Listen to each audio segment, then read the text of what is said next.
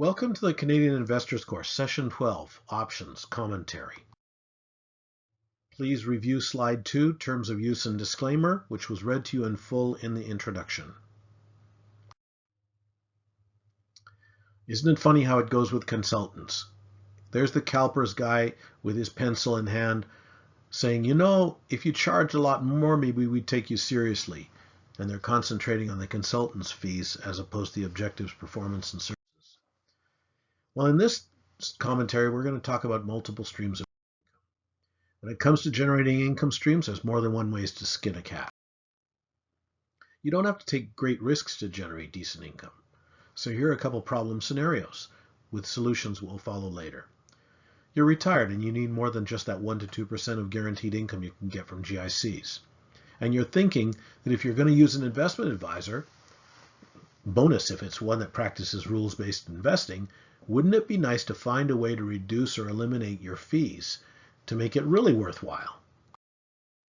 Option writing, in particular writing cash-covered puts, is an interesting way to generate income and solve both of these problems. First of all, if you are thinking of looking at this, or maybe at the end of this commentary, you might want to revisit Session 12 Options and review the examples. But let's talk about some solutions. You're retired and you want to generate more than that 1 to 2% of guaranteed income. And really, you don't want to take too much risk. And by now, you know that you probably don't want to go the pie chart route. So how are we going to do this? Well, here's an idea. And it's an idea that you need to talk with an advisor about, but it's an idea. If you're looking for an income portfolio that generates about 4% of pre-tax income net of fees, then the portfolio below might be worth discussing with your trusted wealth professional or somebody who's experienced with these things and can talk about them intelligently. So let's consider dividing your portfolio into 3 equal portions between the following assets: a third in 3 to 5 year laddered GIC, a third in rate reset preferreds, P1 or P2 rated, a third in this option writing strategy we're going to talk about, preferably writing options on blue chip dividend paying stocks. This portfolio should be able to generate the desired income with a lot less risk than by having just straight equity exposure. Also, 65% of the income is taxed favorably because option premiums, if you'll recall, are taxed as capital gains. As well, if you put it if you consider placing the non-trading portion of this portfolio in a commission account, non-fee based, it's going to enhance your return even further because you're not going to have the fees erode the component, which is really sitting there in cash waiting to be used or not to be used. Also, it's important to note for the purpose of this exercise that this was written in the spring of 2017 and interest rates may have changed by the time you're reviewing this session.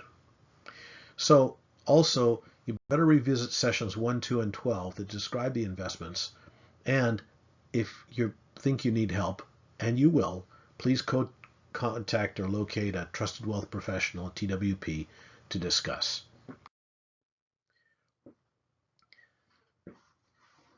So that comes back to question 2. Do I need an investment advisor, particularly one who practices rule-based investing, who can help me find a way to reduce or eliminate my fees?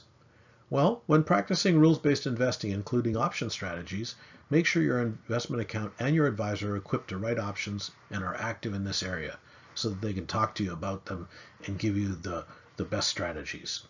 And assuming you're in a fee-based account, this strategy will not result in a higher overall annual fee. It's possible that your advisor may generate enough option writing income to cover your annual fees in the first few months of the year. Then you could stop writing options or just continue to improve your returns. Find a trusted wealth professional who's experienced and capable of doing this.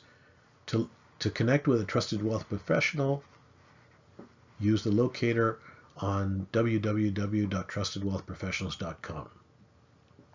Maybe you can cover your investment fees using this conservative strategy. So, option writing ETFs.